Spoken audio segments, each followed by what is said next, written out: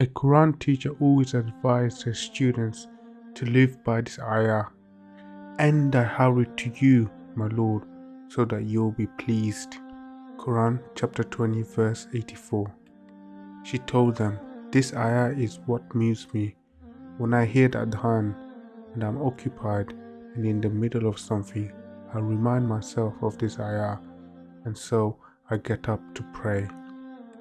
When my alarm goes off at 2 a.m. and I want to go back to sleep, I remember, and I hurry to you, my Lord, so you will be pleased. And so I get up and stand before Allah.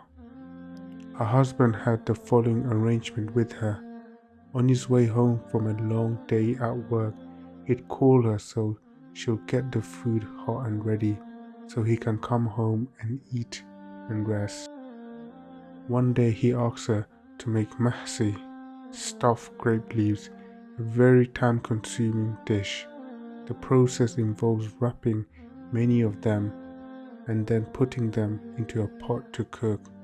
She had 3 more to wrap, but adhan was called, so she left the 3 remaining grape leaves, which would have taken her 5 more minutes, and went to pray. Her husband came home and found that the food was not ready and she was in sujood.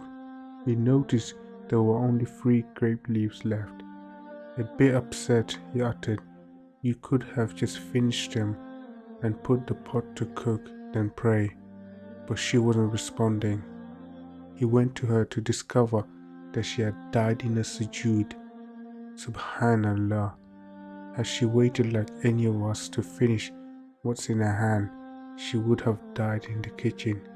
Indeed, the way we live our life is how we will die.